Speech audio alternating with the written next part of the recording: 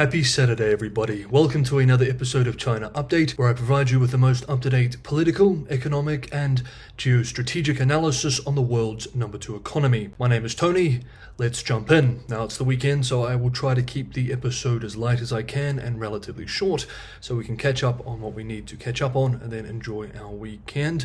Just a little piece of quite peculiar housekeeping to begin with before we move into the main stories. In the last few days, as many regular viewers know, I've started filming myself rather than just using my voice. I've had about 24 emails from people accusing me of being an AI avatar.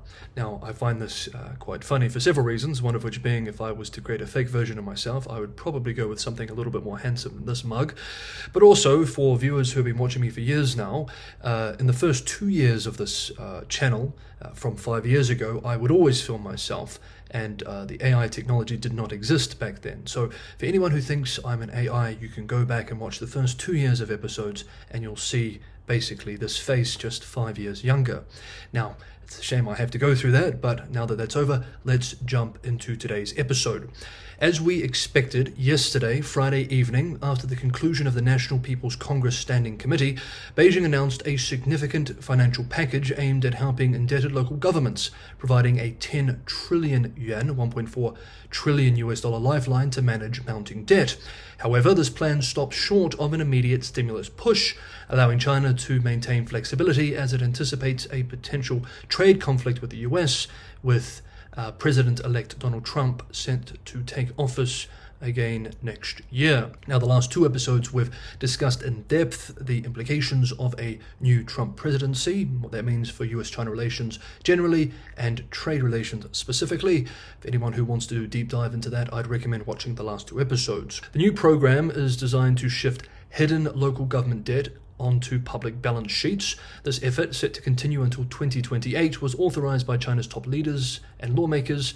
Although the package doesn't directly boost domestic demand, Finance Minister Lan Fuan signaled that more proactive fiscal policies could come as early next year, potentially in response to US tariffs threatened by Trump. The president-elect has floated the idea of implementing tariffs of up to 60% on Chinese goods, which, as we discussed on Thursday, could reduce Chinese growth by 50%. That's growth by 50%, not overall GDP, obviously.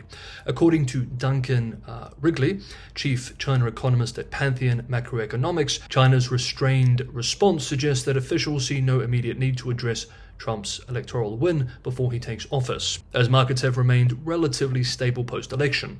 However, China's policymakers may adopt a different stance in 2025 depending on how US-China relations unfold. Since September, a previous wave of stimulus measures has fueled a 30% rise in China's onshore stock markets. This robust market performance has reduced the urgency for additional economic interventions.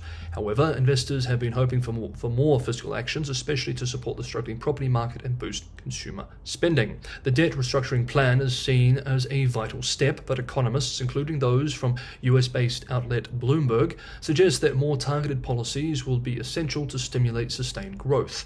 The package allows local governments to catch up on budgeted spending, potentially leading to a boost in sustainable growth, although additional measures to support domestic demand may still be required. As we have discussed in the past, China's leaders view local government debt as one of the country's most significant financial risks.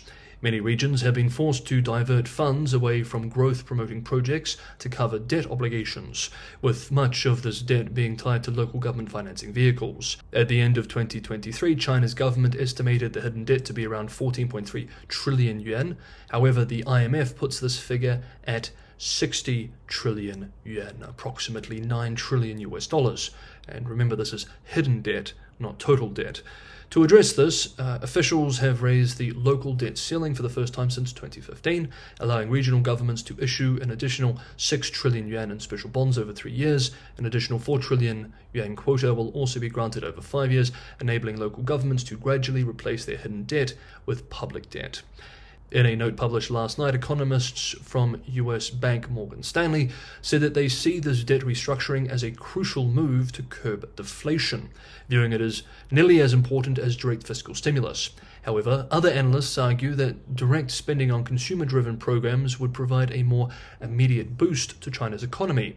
ANZ's chief economist for Greater China, for example, Raymond Young, noted that while this restructuring is positive for growth, its impact will be spread over several years and won't immediately address growth momentum concerns. Investors and analysts are now looking ahead to December's Central Economic Work Conference, where more significant fiscal measures might be discussed. We will, of course, be covering this very closely too here on China Update. Next up, let's now move to US-China decoupling. But just quickly, if you're getting some value from today's episode, don't forget to hit the like button. It's a huge help for the channel. It's the only way in which this channel can grow, is if you like, and if you enjoy watching these videos occasionally, subscribing is a tremendous help as well.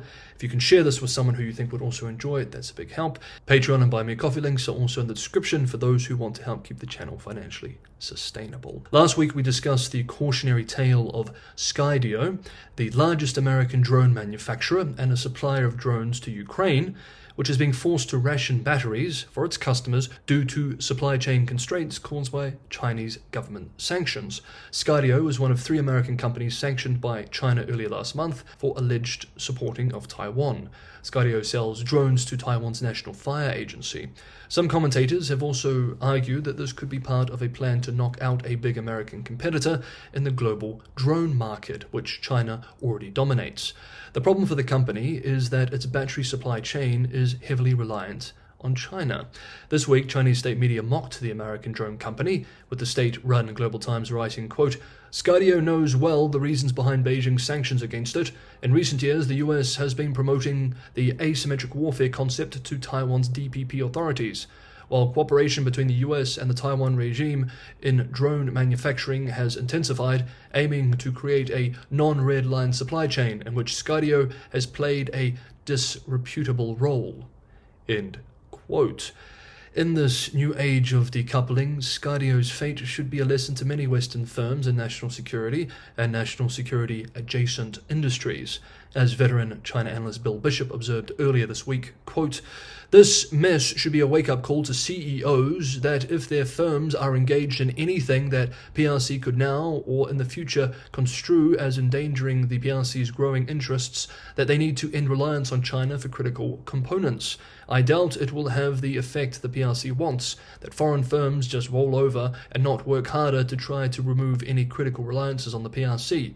And just in case people had forgotten about the PRC's export controls on gallium, the Ministry of State Security WeChat gives a helpful reminder with a post on Monday about a gallium smuggling case. No matter who wins the US election, it is hard to see any reversal of the intensifying pressures on US firms to remove critical supply chain dependencies on the PRC."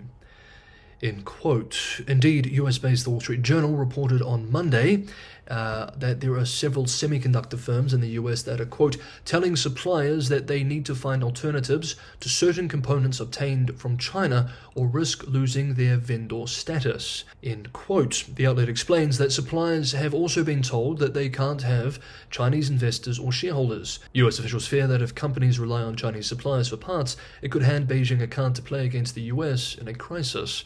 Quote, "Applied Materials and Lam Research informed their vendors of their directives verbally. They didn't include it in any official vendor guidelines or agreements." End quote. Up next, and on this theme of US-China decoupling and the technology war, one of the key arguments of the semiconductor industry and its proxies is that recent US semiconductor controls on exports to China have hurt innovation. The question is that the case? Well, in a new report published earlier this week by Andreas Schumacher, Executive Vice President for Strategy, Mergers and Acquisitions at German semiconductor firm Infineon, and a visiting fellow at CSIS in DC, the answer is no. They do not hurt innovation, writing in the report, quote, "Our findings indicate that there are no substantial evidence to date to support the notion that recent US semiconductor controls have hindered these companies' innovative capabilities." End quote. We will end today by examining some of the findings of the report, which we now quote selected excerpts from directly. This report analyzes research and development, R&D expenditure, patent filings, and earnings call transcripts from 30 leading semiconductor companies based in the United States and allied nations since 2017. The findings indicate that there is no substantial evidence to date to support the notion that recent US semiconductor controls have hindered these companies' innovative capacities. Moreover, the data suggests that by some metrics, companies impacted by the October 2022 controls on average even outperformed a comparable group not affected by these controls.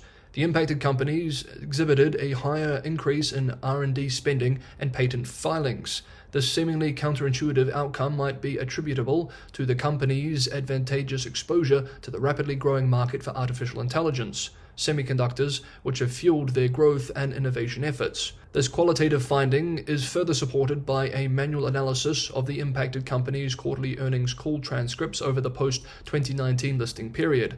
The vast majority of company management remained optimistic about innovation, frequently announcing expanded R&D spending. Not a single instance was found when company management reported declining innovation as a result of the controls.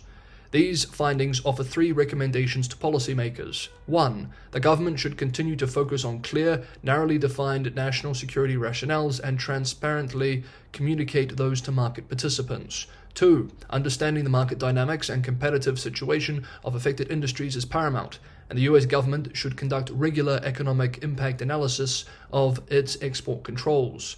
3. The US and allied nations should develop new technology export controls multilaterally. Here ends the direct quote and today's episode of China Update. Thank you so much everybody for watching. Have a good and restful weekend, and I will see you all back for a new week of China Update on Monday.